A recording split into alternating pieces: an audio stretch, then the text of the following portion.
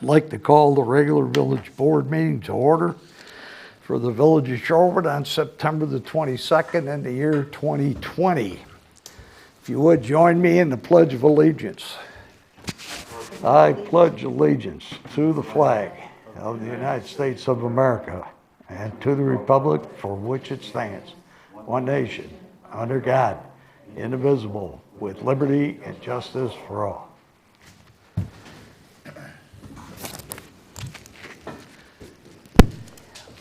Diane, roll call, please. Mayor Chapman, Here.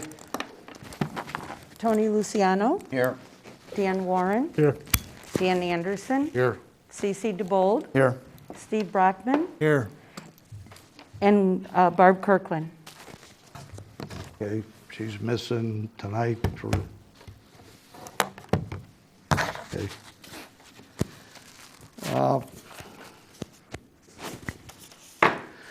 Okay, let the record show there's a quorum. The regular and village business can be accomplished tonight. I'd like to move on to agenda item B. Are there any citizens that wish to address the village board tonight? Okay. Yes, sir. Would you come up, just state your name for the record?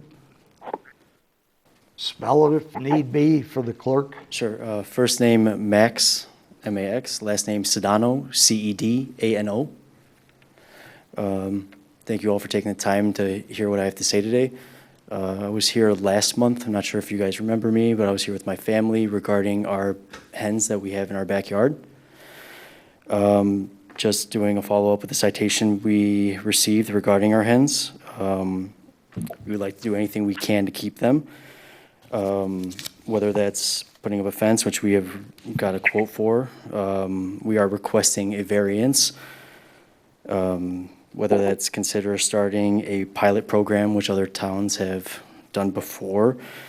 Some sort of annual fee or a mixture of it all. We really are just trying to do whatever we can to keep our pets. I think it's important that I stress to you guys that, to all of you, that we don't live in the traditional suburb-style housing. We do live on over a half acre with few neighbors that are distant from us. Those neighbors have all given us their utmost support by signing a petition that we have received over 1,000 signatures for online. And that's just why I'm here. I'm following up on the citation we received because we haven't got a response from anyone. Yeah. All right, that's all I have to say. Son, I don't mean to pry, but could I ask how old you are? I'm 23. 23. Yes. Okay. Well, thank you. You present yourself very well. I appreciate that. Thank you. And it is on our agenda tonight, so I appreciate that. Thank you. sit.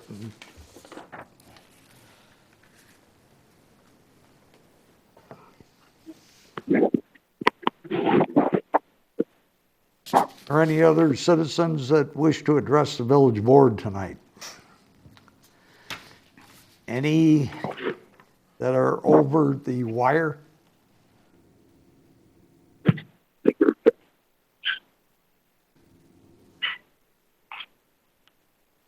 Hi there. Yes, ma'am. Could you state your name, please? Oh, hi. No, my name is Tanya Garcia, and I'm just in on the wire to support Max and my family with the citation, and just here to listen to see if there's going to be a vote or what steps we need to take so that we are all on the same page. So I appreciate your time. Thank you. Very much. Everybody got that? She's in support of this young gentleman. Okay. Are there any other citizens on the wire that would like to speak to the village board? I'm just giving you another chance because some people forget that their phone is muted and they're talking to themselves, okay? So, at any rate, okay, I'm going to move on then to tonight's consent agenda, which consists of only 2 items. Item number 1, approval of the regular meeting minutes for September the 8th. And item number 2, approval of accounts payable in the amount of $886,393.42. Are either of these items needed to be removed for further review? Or are there any questions on either of these items? Mayor, I do have one correction under my report. I haven't been able to watch the last board meeting, but I thought I stated that the next meeting would be October 7th, and it's stated in the minutes for September 16th. So I'd like to make that correction. October 7th, but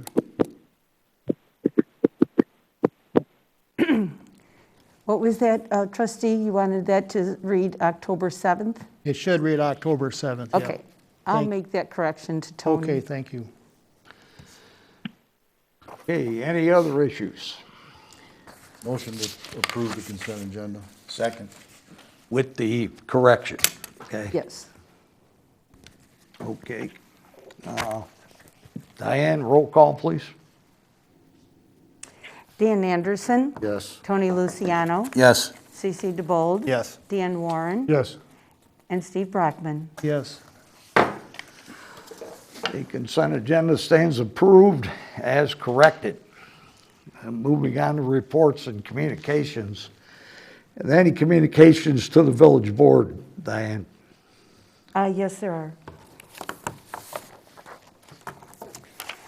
The consolidated election will be held on April 6, 2021, for local elected officials.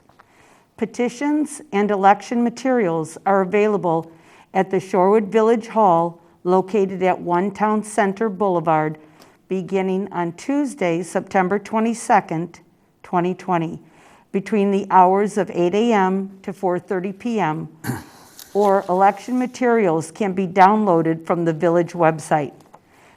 There are 5 positions up for election: 3 members to the Board of Trustees, the village president, and the village clerk. These positions are 4-year terms. The first day to file petitions is December 14th, 2020 at 8 a.m.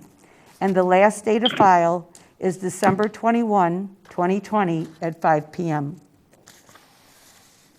And what was the last date, Diane? The last date to file is December 21st, 2020 at 5 p.m.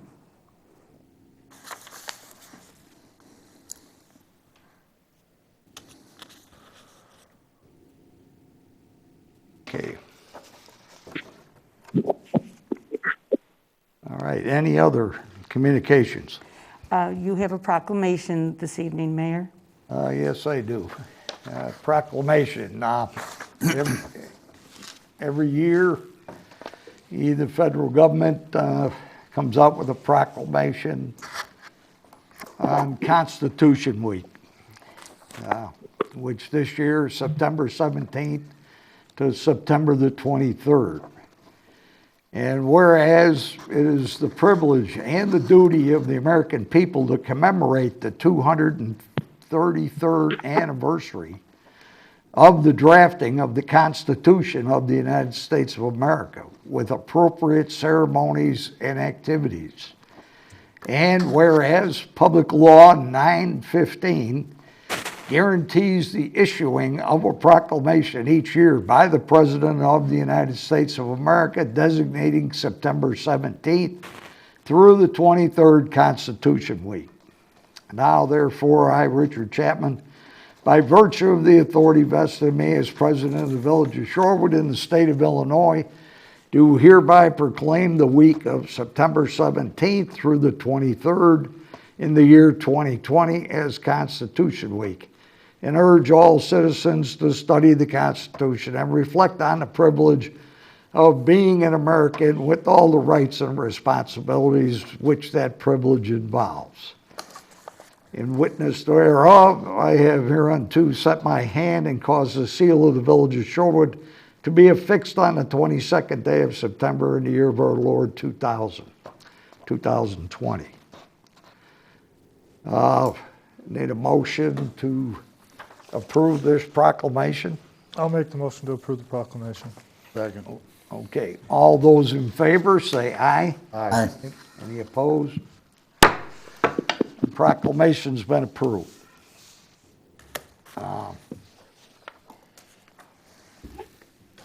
Copy there. Okay. Good evening, sir. Oh, Here yes, I am. ma'am. Hi, my I'm name's... sorry, I didn't notice that you got there. I came up while you were reading. I snuck up here. Yes, my name's Well, Pauline you got a mask Herpy. on too, so, I didn't Yes, my name notice. is Pauline Herpy, and I am with the DAR, Daughters of the American Revolution, and I'm joined by some fellow DAR ladies who are members of the chapter. Ladies, could you join me, please? We are from Plainfield, Shorewood, and some other towns around here. Mayor Chapman and members of the board of the City of Shorewood, thank you for allowing the Lewis Joliet chapter of the DAR to come before you tonight to receive your proclamation to promote the Constitution Week from September 17th to the 23rd in your city of Shorewood. As I said, my name is Pauline Herpy, Constitution Week chairperson, and these are fellow members of the Lewis Joliet chapter. I have Cindy Valencia, who's also the regent of our chapter. That means the president, the top person that does most of the work. And then there's Lana Jakaitis and Lynn Freebus behind me here. And then Mary Earhart, who is the former regent. So we have two regents right behind me here. The purpose of the DAR is to perpetuate the memory and spirit of the men and women who achieved American independence in 1776. To that end, we promote the education of the Constitution in our schools, libraries, and city halls. As Abraham Lincoln said at the end of the Civil War, quote, "Our safety and our liberty depends on preserving the Constitution of the United States as our fathers made it inviolate. The people of the United States are the rightful masters of both Congress and the courts, not to overthrow the Constitution, but to overthrow men who pervert the Constitution." I think that applies especially today, Absolutely. given our politics. So anyway, I'd like to thank you very much for having us and for the proclamation which you have given us. Thank you. And before you leave, okay, I'd like to thank you, and I know a lot of other ladies and gentlemen that would like to thank you, because I know you went on a major effort to give that lapel pin to us veterans. Yes, we're very active with the veterans, sir. We continue to do so. And it's one that I wear. I thank God I got two of them.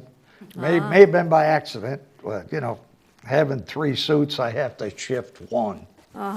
Okay, but I wear that one with pride everywhere I go, that I put a suit on. We thank you very much for that. Again, thank you for your service. And talking to a lot of my fellow vets, they do the same thing.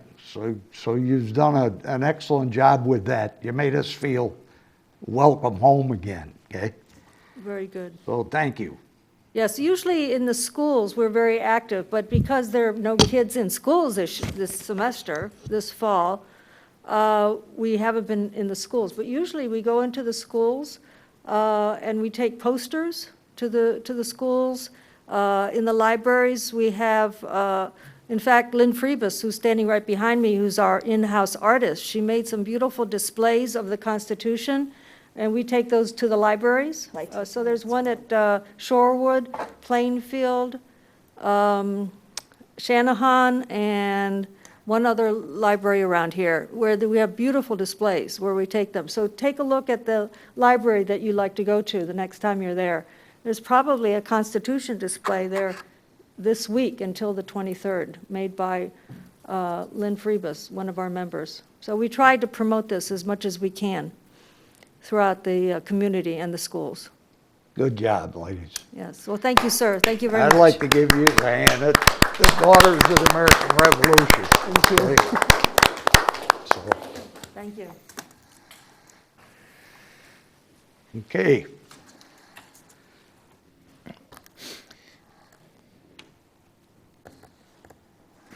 Okay, if there's no other sideline business, I'm going to move on to our order of business for tonight.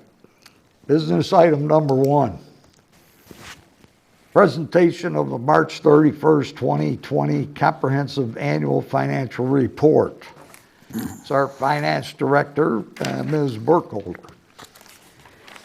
Thank you, Mayor. Presented before you tonight is our comprehensive annual financial report for our fiscal year that ended back on March the 31st. This report entails the village's audit for that time period. The audit this year did take on a little bit of a different format due to COVID-19. The audit was conducted remotely in its entirety. So that was an adjustment for everyone, but we were very fortunate to have cooperation with everyone here at the village and with everyone on Anthony's team at Sickich. So a lot of voice calls, a lot of FaceTime calls, and a lot of electronic records, but we were able to get that taken care of. Here tonight is Anthony Cervini. He's a partner at Sickich in charge of our audit, so I will let him get into the finer details of this report. Well, thank you, Director Burkholder. Good evening, Mayor, trustees. As Director Burkholder noted, I want to just really take a moment to commend her and her staff for the ability to pivot on really short notice in terms of the 2020 audit process and being able to provide that information. As she noted, a lot of virtual meetings, a lot of information that we go through as part of the audit process to really switch on a dime and move to a completely electronic audit. Took a lot of effort from Director Burkholder and her staff. I want to just again commend and thank her and the rest of the folks involved in the village standpoint for that. So this evening, of the 5 reports that we issue for the village, I'm going to focus on the comprehensive annual financial report. If you have that in front of you or have access to that, I'll highlight the page numbers within that document for you. Begin on page Roman numeral 3, which is in the introductory section. This is the Government Finance Officers Association, or GFOA, Certificate of Achievement for Excellence in Financial Reporting. While you're getting there, I want to first commend the village for preparation of a comprehensive annual financial report. As I've noted in the past, that presentation, the fact that the village takes the time to go through and put together a comprehensive annual financial report is something that is well above and beyond what you're required to do, both from an Illinois compiled statute standpoint as well as from a generally accepted accounting principles standpoint. The reason the village makes this investment in the comprehensive annual financial report is in the spirit of full disclosure and transparency to your taxpayers, your constituents, and any others that may have an interest in the village's financial position. I also want to congratulate you on the receipt of the Certificate of Achievement for Excellence in Financial Reporting. Every year, the village does submit its comprehensive annual financial report to the Government Finance Officers Association, where it undergoes review by members of GFOA's Special Review Committee, as well as members of GFOA staff to ensure all the required components are included within this comprehensive annual financial report. So again, congratulations on both fronts there. On the next page, page Roman numeral 4, this is printed on village letterhead. This is the village's letter of transmittal.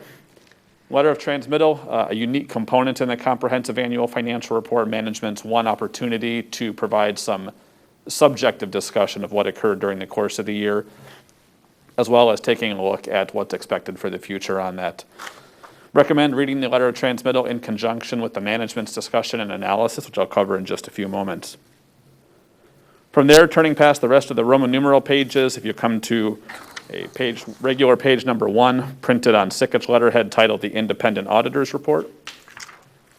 Always highlights as part of this presentation that management is ultimately responsible for what's in this document in accordance with generally accepted accounting principles. Our responsibility as auditors is to perform that audit to express an opinion on your financial statements based on both generally accepted auditing standards as well as generally accepted government auditing standards. The latter of those are specifically required for the village based on your spending and your federal and state awards that you spend in accordance with the Grant Accountability and Transparency Act, or GATA. On page 2, the next page, you'll see the opinion section. Pleased to present to the mayor and trustees that we've issued a clean, unmodified opinion on the village's financial statements as of and for your fiscal year ended March 31st, 2020. That clean, unmodified opinion is the highest level of assurance that we as auditors can provide. It means these financials are fairly presented in all material respects in accordance with those generally accepted accounting principles. So again, want to congratulate you for receipt of that unmodified opinion. That is certainly what we want to be presenting and what you want to be hearing as part of this presentation. The last item I'll note for you is the change in accounting principle. There were 2 new pronouncements that the village implemented this year, GASB Statement number 83 and 84. GASB Statement 83 relates to certain asset retirement obligations. 84 relates to what are referred to as fiduciary activities, so there's some additional information within the comprehensive annual financial report on those pronouncements. Turning back a few pages from there, you'll come to page MD&A 1. This is the first of the management's discussion and analysis. The MD&A, if you're going to look at nothing else within this 100-plus page document, I recommend looking at the management's discussion and analysis. This is the executive summary component to the comprehensive annual financial report. It includes excerpted information from the current year. More importantly, in my opinion, comparison to prior year numbers with management's explanations for why those figures have changed from one year to the next. So really provides some nice context within this document. From there, we'll turn past the rest of the pages with the MD&A page number. And you're going to come to regular pages 4 and 5. This is the statement of net position, the first of the village's basic financial statements. While you're getting there, the statement of net position is presented on the economic resource measurement focus and the full accrual basis of accounting. This means your capital assets, all of your long-term liabilities are all presented on this schedule, intended to be a presentation that is most similar to a private sector business of the village's financial position. You'll see 3 columns here: your governmental activities, these are your taxpayer-supported funds, your business-type activities, your water sewer fund, and then the total column there for everything combined for the village. Looking at the page 5, the second line from the bottom is your unrestricted net position for the year. Your unrestricted net position for your governmental activities was 2.6, a little under 2.7 million, essentially flat from fiscal 2019 to fiscal 2020. Your business type activities, net position unrestricted was 18.6 million, up about 1.7 million from the prior year. On the next page, statement of activities. The bottom of page 7, the third line from the bottom there, you'll see the change in net position. This is the overall economic change for the year for your governmental activities, business type activities, and again, the village as a whole. Governmental activities had a drawdown of about 1.6 million. Your business type activities increased a little under 1.2 million. So for the village for a whole, all things considered economically, had a decrease in net position to just under $500,000. On the next page, page 8, is the balance sheet for your governmental funds. This is the current financial resources measurement focus and the modified accrual basis of accounting. So those capital assets and long-term liabilities that I referred to on the front schedules have been removed from this presentation. This is going to be more consistent in terms of what you're seeing from a regular financial reporting standpoint. Looking again at the third line from the bottom here, in that first column, your general fund column, we look at your unassigned fund balance of $3,165,491. Comparing that to your general fund expenditures for fiscal year 20, you have about a 25% reserve from a reserve standpoint there for the general fund. Coupled with the other assigned for operating reserves that you have above there of $3.3 million, the village is very well situated from a reserve standpoint as of March 31st. Turning back 2 pages to page 10, statement of revenues, expenditures, and changes in fund balance for the year. Looking again, third line from the bottom, your net change in fund balance. Your general fund had an increase in its fund balance of just under $780,000. Your capital projects fund had a slight increase, $19,224. And then all of your other governmental funds had an increase of $313, just under $314,000.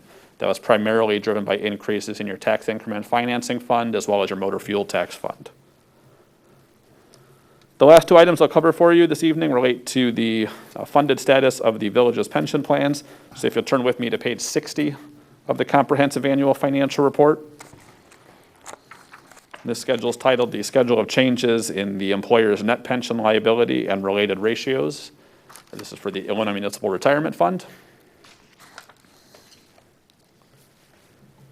So for IMRF, this is a schedule that will continue to build out information under the new reporting model from GASB Statement 68. Information for IMRF is presented as of December 31st, which is IMRF's fiscal year end and the timing of when they do all of their valuations there. So as of December 31st, 2019, Village reported a net pension liability of a little under $2.5 million and a funded ratio, just about 80% funded ratio there. A very healthy funded ratio, 80% for a defined benefit pension plan, certainly is a great number to be at there, and certainly puts the village at the upper echelon in terms of funded status for a defined benefit pension plan.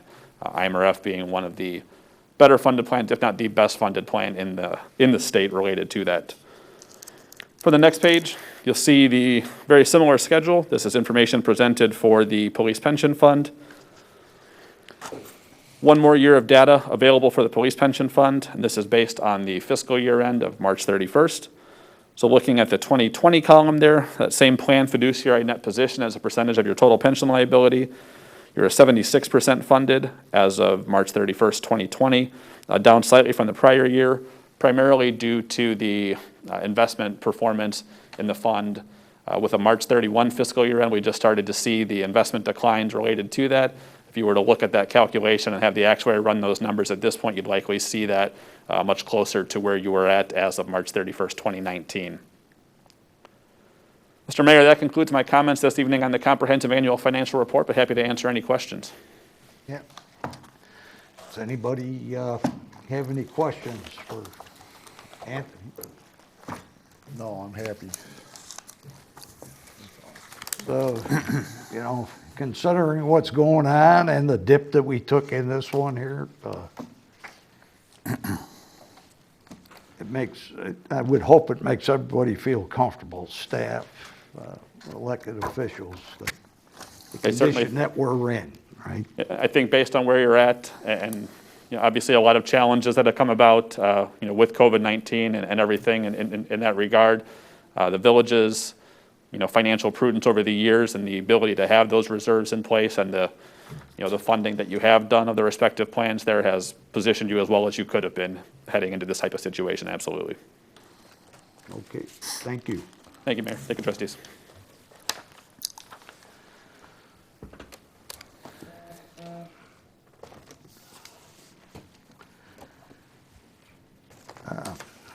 No action needs to be taken there.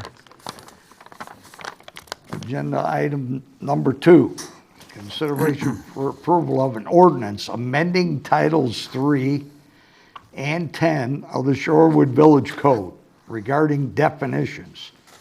This is about agricultural uses, fences, visibility on corner lots, screening of mechanical equipment, educational facilities, health and fitness instructional facilities, massage, personal care and tattoo usage, and commercial kitchens. This is up for a second read. Trustee Brockman and Director Chrissy. Thank you, Mayor. At our last meeting, Kelly went through a rather extensive explanation of the total package that we're looking at here tonight.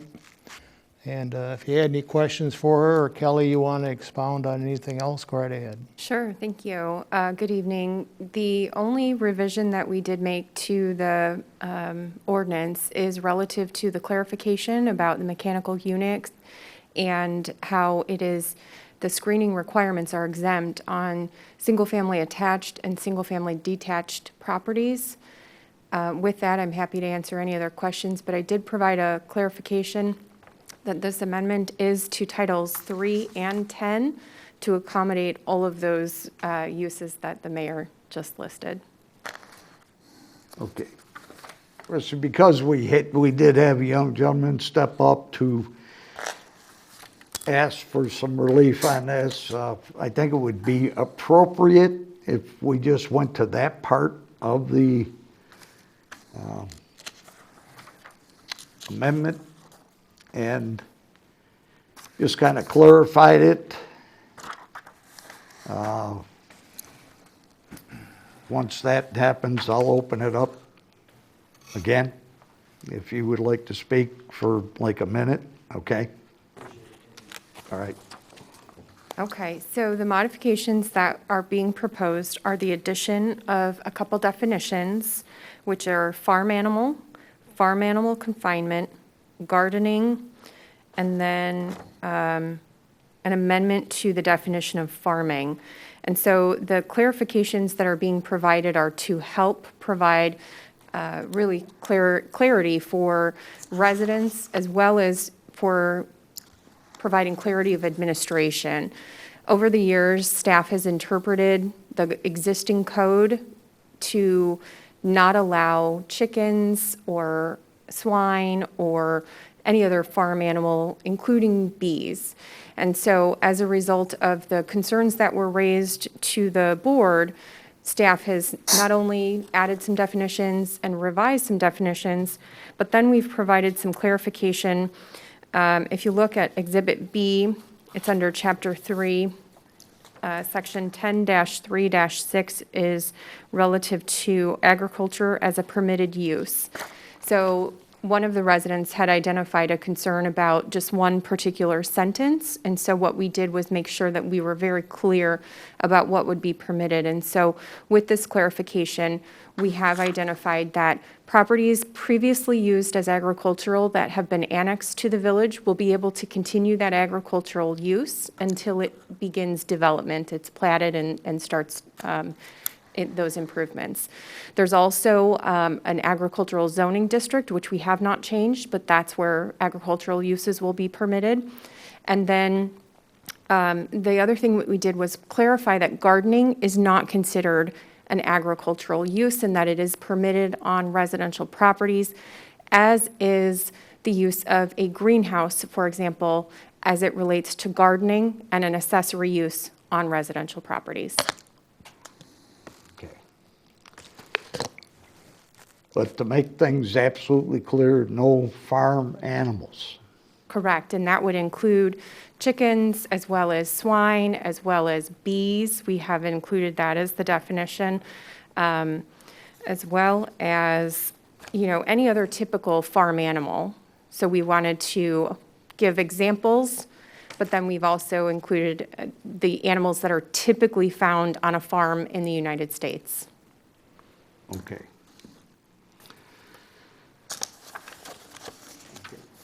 Any questions for Kelly? Mayor, I had a comment at Planning and Zoning. I wanted the tattoo portion of this whole package taken out, voted separately, and then I had a one-on meeting with the administrator. I see it comes here as a total package, so it's troubling to me, but that's my only comment about that. As you know, I was against gambling, I was against marijuana, and I'm against tattoos. Okay.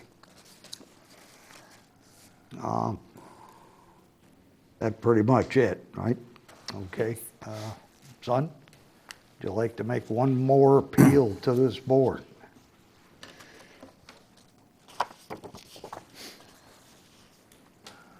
Okay, so I just got my answer, but this is a... Haven't gotten it yet. Oh, no? Okay, so that's why I'm standing up here. Board votes on it. Okay. This decision is a pretty big one for our family. I know that may seem silly, but these are our pets. We take care of them, and we do everything we can to, keep them as healthy as possible at all times. So this is a pretty big decision for our family, especially because we've had them over a couple of years now. One of those years being in Shorewood. Yeah, there's not much I could say other than what I've already stated. We don't own roosters, so there is no noise ever. We clean up daily just as we do our dogs, so there's no smell. we've got everything we could as far as support goes. All of our neighbors, anyone who could visually see our chicken run, have all supported us, along with the petition that I've mentioned a couple times. And I think if someone were to see our property, I think they would agree that that it's the perfect spot for or at least the meeting a minimum requirement for having backyard hens. I know that you guys are not able to deal with it on a case-by-case basis. That'd be an incredible amount of time being spent on that. But yeah, no, that's all I have to say about that. So I appreciate you guys taking the time. Thank you. Thank you. Thank you. If there are no further questions, I'll entertain a motion. Well, I do have one question. Just if this passes, and just for my curiosity, could he come back and do an amendment at some point, or ask for an amendment, or is that done? Can always amend these things. Yeah. No, I mean, I shouldn't say an amendment, I guess be grandfathered. It'd be more like it. Because, when we write these laws or change these laws, we need to, we got to take in consideration of the whole village, just not one area, so that's why I'm just asking that question. If Kelly, do you know, would that be possible, or?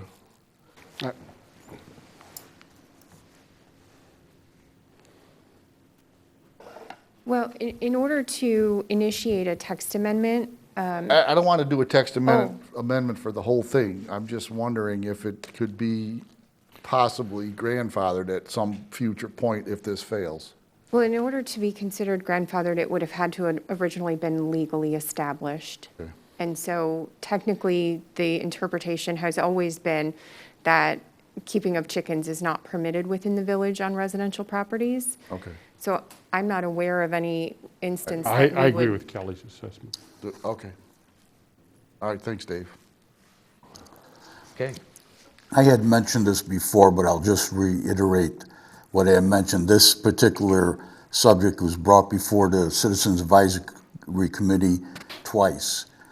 And in both instances, most of the people on the committee were not in favor of having farm animals in residential areas. Okay. And I think even at one hearing that we did have here, I know there were people in favor of this, but I believe they had almost as many not in favor. And some of the neighbors had indicated that signed the petition that they were not aware of exactly what it was. I don't know if you recall that. Mm-hmm. And if I'm wrong, please correct me. Nope. Okay. If there's no other comments or questions, I'll make a motion to approve an ordinance amending Title III and 10 of Shorewood Village Code regarding definitions, ag uses, fences, visibility on corner lots, screening of mechanical equipment, educational facilities, health and fitness, instructional, massage, personal care, and tattoo uses, commercial kitchens. Second. Are you eliminating the tattoo part you mentioned? You wanted? It's in there. Oh, I thought you wanted it not voted on. It's in there. Okay. Yeah. Okay, we got the second. Okay. Who did, okay, the motion by trustee Brockman, the second. Warren, okay. Got it. Diane, roll call, please. Brockman, No. Warren, Yes. DeBold, Yes. Luciano, Yes. and Anderson. Yes. It's a 4-1. The majority says that we passed the text amendments ordinance. So now you have your answers, okay? All right. Going to move on to business item number 3. Consideration for approval of an ordinance granting an amendment to the conditional use for the Shorewood Crossroads planned unit development in the village of Shorewood, Will County, Illinois. This is Summit Creek Townhomes. This is up for first read. Director Chrissy. Thank you, Mayor. The Summit Creek Townhome Owners Association is requesting an amendment to their approved landscape plan. The development was originally part of the Shorewood Crossings PUD, where the Marianos and now the Marshalls are. It sits just east of that. It was approved originally in 2000 and originally named Sugar Creek of Shorewood. Since then, it's been renamed to Summit Creek and has been developed as a townhouse development where they front courtyards and then they back to a driveway court. Each townhouse has a 2-car garage accessible from that driveway court. The original landscape plan, which is included in your packet, did have landscape islands within that driveway court, and they were planted with canopy or ornamental trees. However, the years of growth have led to some challenges with those trees in those islands, and so they're noticing some deterioration of the driveway asphalt, as well as potential concerns about issues with the root system getting into the foundation of the buildings. It also provides an outlet for rodents to be able to access the roof and be able to possibly get into the structures. So the HOA is requesting to remove those trees in those islands and to replace them with some low shrubbery. And so that has a smaller root system, which won't create those same issues. And then they've also proposed to replace or plant minimum of 10 canopy and evergreen trees within the common area of the development because they cannot replace all of the trees that they're removing. So the proposed landscape plan is provided. It does show some large shrubs as well as small shrubs. They are going to have at the entrance to the driveway courts, they will have some smaller canopy trees. Again, trying to make sure that the root system is a little more compatible with the area that they have to plant in. And so they're going to try and spruce up the entrances, but then within the driveway courts, just have smaller landscaping. This is being brought forward as a PUD amendment, a minor PUD amendment, which does not require Planning and Zoning Commission recommendation, which is why you don't have one before you. And again, it's specific to the landscaping that had been previously approved as part of the PUD. I'm happy to answer questions.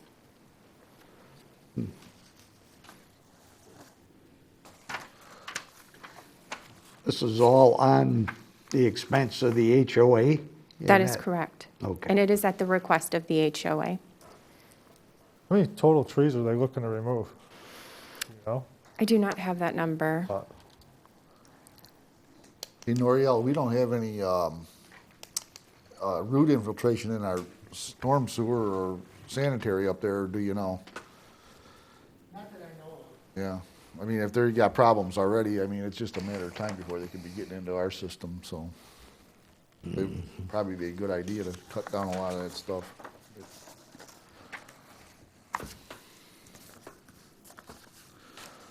Yeah, I'm okay with it. I'll make a motion to approve the ordinance granting amendment to conditional use for Shorewood Crossing Plan Unit Development in the village of Shorewood, Will County, with Summit Creek Townhomes, and I'd be willing to waive the second read. Second. Okay, and a waive at the second. Okay. Diane, roll call, please. Anderson, Yes. Luciano. Yes. Brockman, Yes. Warren, Yes. DeBold, Yes. Okay. Agenda item number 3 stands approved. Moving on to number 4. Consideration for approval of a resolution instituting a moratorium on the enforcement of certain provisions of the Village of Shorewood temporary sign regulations. This is Director Chrissy. Thank you again, Mayor. If you'll recall, back in May, the board approved a moratorium on sign regulations so that we could provide better exposure for businesses that have been impacted by the pandemic. That moratorium has since expired, but we've also recognized that with the resurgence mitigations that were implemented, that we want to make sure, should those mitigations have to be implemented again, that those businesses have the opportunity to take advantage of this sign moratorium. So we have extended the deadline for this program to basically be consistent with the disaster proclamation that the governor has issued, and then to allow an expansion of the eligible applicants or eligible businesses to include anyone who has is experiencing the resurgence mitigations. Happy to answer questions. No, so it's going to go until the governor declares this disaster over then? Correct. Good. Or until such time, if the board wants to, at some point before then, the board has the ability to, end the moratorium as well. Okay. Whatever we can do to get more exposure. Okay. I'll make the motion that we approve the temporary sign relief for small businesses until the disaster proclamation expires or the board terminates. Second. Sounds good. Diane, roll call, please. Brockman, Yes. Warren, Yes. DeBold, Yes. Luciano, Yes. and Anderson. Yes. Okay, agenda item number 4 stands approved. Moving on to number 5. Consideration for approval of an amendment, one with Hitchcock Design Group for design services for Seni's Four Seasons Park, pickleball, tennis, and basketball courts. This is a refurbishment. Director Noriega. Thank you, Mayor. Good evening, trustees. Well, we started this project in late 2019, early 2020 with the refurbishment of the tennis courts at Seni's Four Seasons Park. Part of the refurbishment, resurfacing of the tennis courts, also possibly recoloring of the basketball courts if budget allowed. The north tennis court was going to be changed to a pickleball court. However, in early this year, the pandemic hit, budget uncertainties, we decided to put the project on hold until we could see the revenue stream come into the village. The project on hold as the revenue started coming in, looked stable. And something to note, the contractor that normally does these type of work is a specialty contractor. And it should be noted that pre-COVID, many of these contractors are tied up between the months of May, June, July, August, all for the school district projects.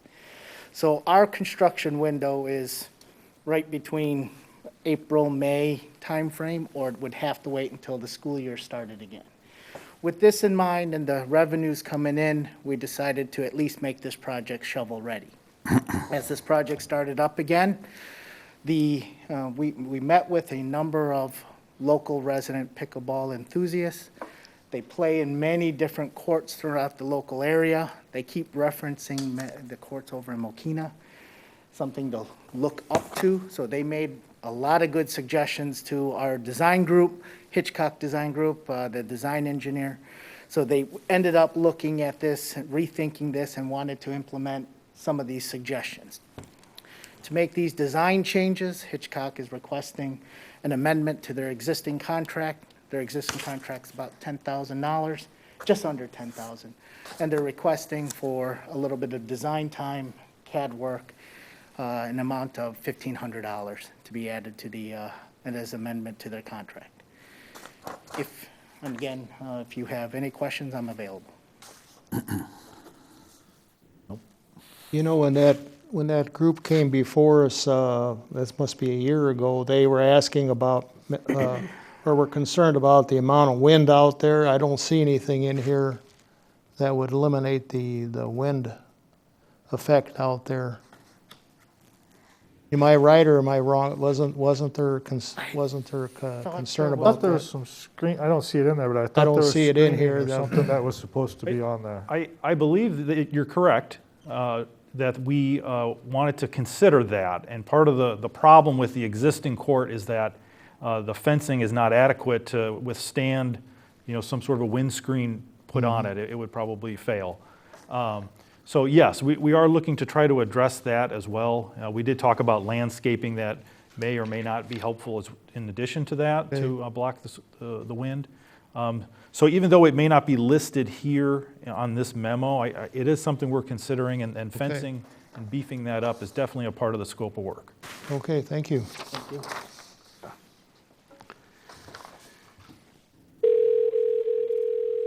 Instituting approval of amendment of one with Hitchcock Design Group and design services for Seni's Four Season Park pickleball, tennis, basketball courts. Second. Okay, Diane, roll call, please. Brockman, Yes. Warren, Yes. DeBold, Yes. Luciano, Yes. and Anderson. Yes. Okay, agenda item number 5 stands approved. We did, years ago, I don't know if everybody remembers, we did lose some fences on the tennis ball courts because they tried to put up a windscreen on them. They actually took them down. That was our first attempt. It'd be about 26, 27 years back. But as long as they're going to try to do something, right? Is that what I'm Correct. hearing? Yes. Okay. All right. Moving on to agenda item number 6, consideration for approval of a storm damage removal. Director Noriega. Thank you, Mayor, again. We have a lot of storm damage located over on our Mound Road property. From the 4 storm events, 2 tornadoes, the flood event, the windstorms that we've had. We have almost 80 parkway trees that were knocked down, located at that location, along with all of the resident storm damage that they put out at the street we've collected. There is a lot. We are also getting a few loads here and there that are fly dumping in that location. So what you have in front of you are a few different options for us to consider in terms of how do we get rid of this. Not every contractor was right to the point. This is exactly, and each one had the exact cost dollar amount. But the one that we were looking at first is Best Budget Landscaping Services in the amount of $15,000. They also had requested 1 public works staff along with using our public works staff using our loaders to help them move everything into their site, into their tub grinders and such. So you'll see kind of a figure there and what we determined that total to be, to try to have compare apples to apples between each of the different contractors.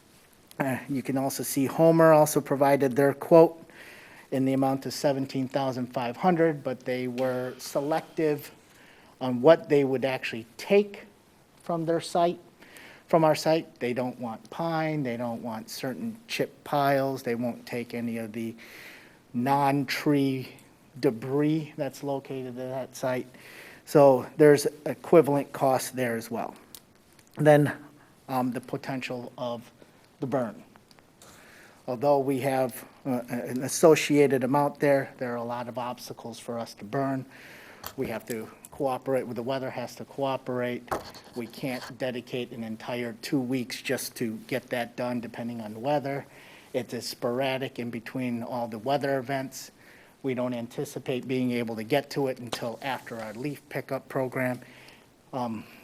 Again, also it's an eyesore with the smoke. We have a lot of smoke and stuff coming from the west coast into this area. We just add to that. We have although it says 2 weeks estimation, it would be a day here, a day there. We don't think we'll be able to complete the work until early next year. That's if you burn it. That's if we burn it.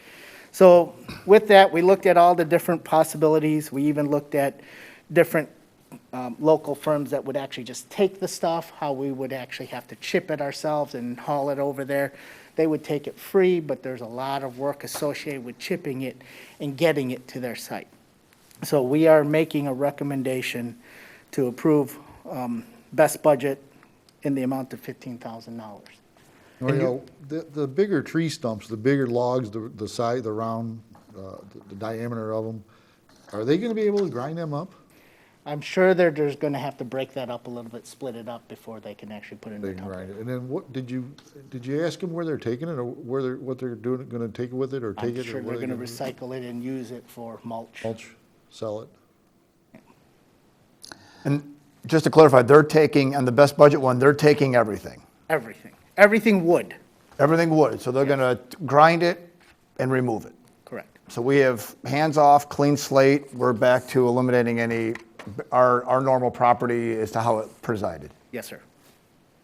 The only recommendation I would say in the future is, I know we had a lot of storms and a lot of debris collected over the last year or so, but I think going forward, we ought to try and, burn it ourselves and not wait for it to get this. This is a lot of wood, if anybody's been out there to look at it, it's a ton. And just moving forward, if we could just try and maybe burn it ourselves to save some money on it. I know we can get the permit, and, when it gets to be, I don't know what size you guys want to make it, but when it gets big enough to burn, let's get rid of it, I guess. I'd have to disagree with that, thinking we're running into an EPA issue. I understand we can get the permit, but even in the permit, it says you have to go notify every homeowner that you're going to burn. We don't allow within our own ordinance to burn unless it's seasoned firewood, unless it grows on your property. We allow burning for this. If it grows on your own property. Yeah, This but isn't growing on our property, this is accumulated debris. And I think it's wrong perception if we're gonna burn and not allow homeowners to burn. Well, he's not talking about big sums, he's talking about, you're talking about when we get- partials. When we get, storm debris in moving forward in the future, we get enough to burn it, not let it pile up like this. That's all. I don't want to see, there's just a lot of wood out there. I mean, I'd rather just get rid of it, and I think it's easy enough to get the permit from the EPA, and, it'll save us some money. And I don't think it's going to hurt anything. It's going to be burning clean. It's clean firewood. Is there a cost for the EPA permit? No, sir. Is it hard to get? No, sir. I had a question, and it partially relates to this, but in the report, you mentioned that every day we do not clean up the site, we continually get fly dumping there. Is that a problem? From time to time, but recently, I believe we just put the chain back up. We couldn't put the chain up because of Westcom and access to the communication tower. So that chain is now back padlocked with their appropriate padlock. So So as long as it's chained up, they don't fly dump? Except the ditches. They might be dumping it out in front by the They're dumping it in driveway the entrance. ditches. Well, I was just asking, do we have cameras out there? Would it be an idea to put a camera out there? It would be a deterrent for someone dumping, thinking that they were on camera. Doesn't even have to be a live camera. We'll look It's into just that. a suggestion, if that's a problem. Hopefully soon, there'll be a big public works building there. Put a Just trail an camera idea. out there. I'll make a motion to approve the best budget to get rid of the storm waste out there at $15,000. Second. Diane, roll call, please. Cece, was that you? Yes, ma'am. Okay, thanks. Anderson? Yes. Luciano? Yes. DeBold? Yes. Warren? Yes. And Brockman? Yes. Thank you. Okay, agenda item number 6, been approved. Moving on to number 7, consideration for approval of an ordinance creating an additional Class D1 license. This is for Aldi beer and wine. They haven't. Correct, Mayor, yes. The FBI, we still have not heard back from them. So what my recommendation is for you to allow for this to be approved contingent upon a successful background check from the FBI. So we can move this on. Correct.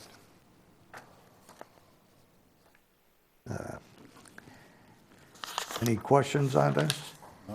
If not, I'll entertain a motion to approve the ordinance creating an additional Class D1 license for Aldi and contingent on the FBI background checks. So move. Second. Hey, Diane, roll call, please.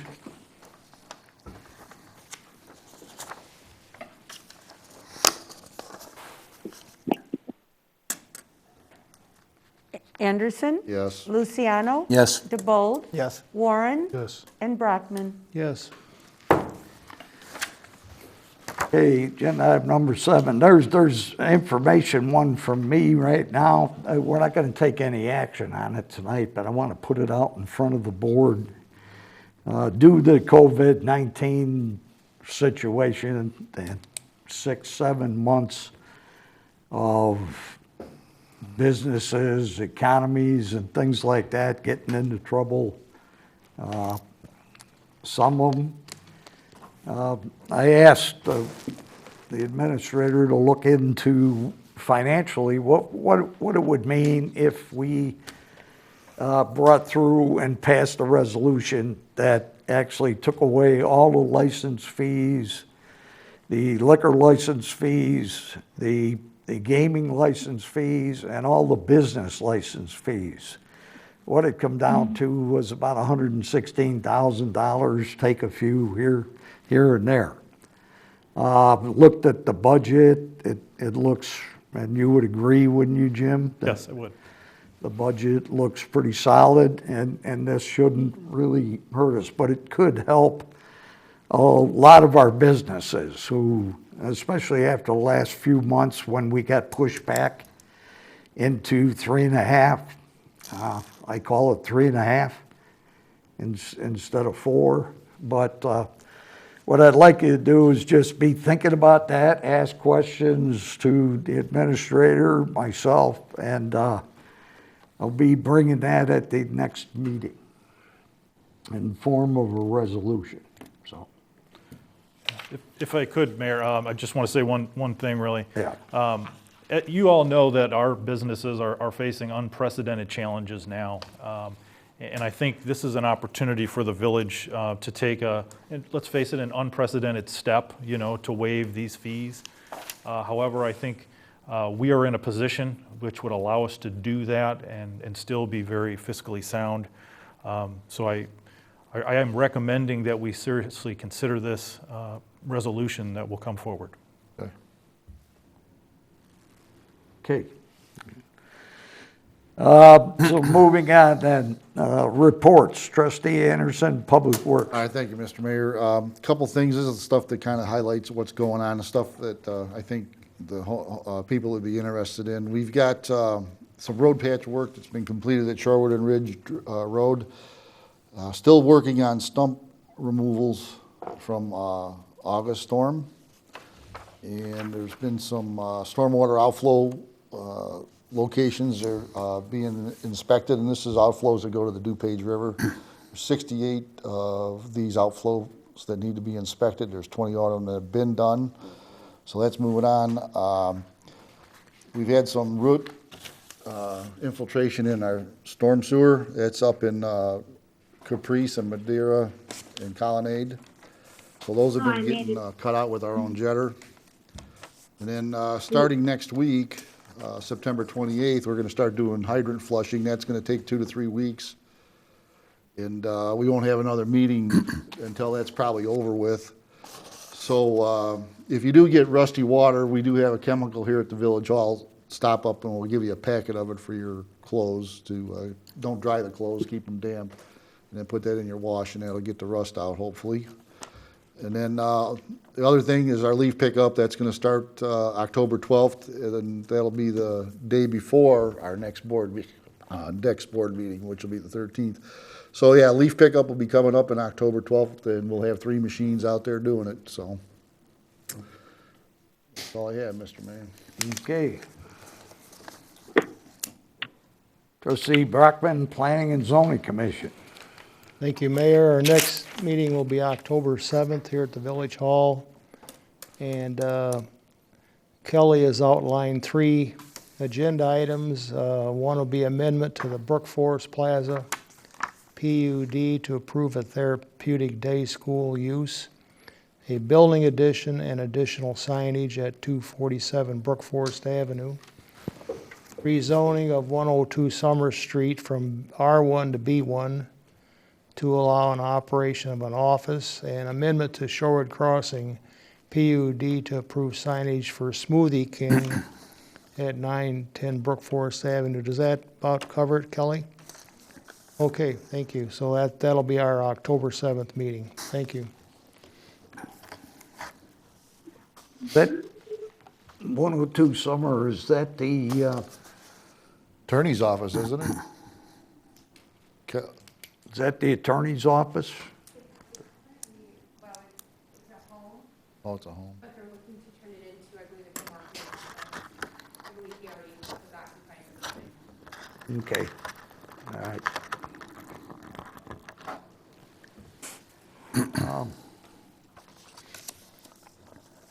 Thank you.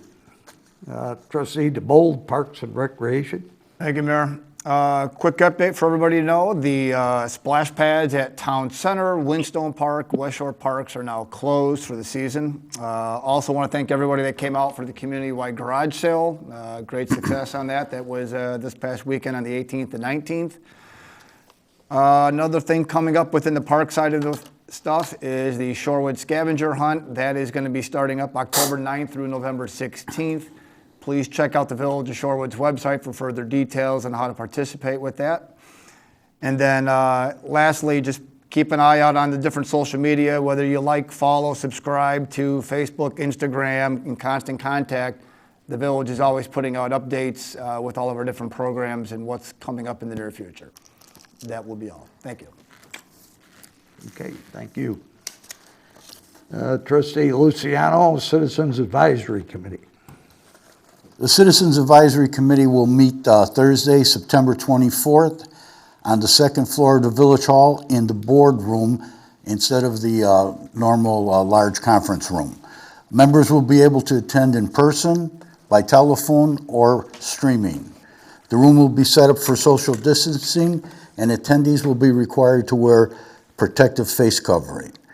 And items being discussed at this meeting will be Halloween and trick-or-treating, the COVID-19 pandemic and updates, and food trucks in Shorewood.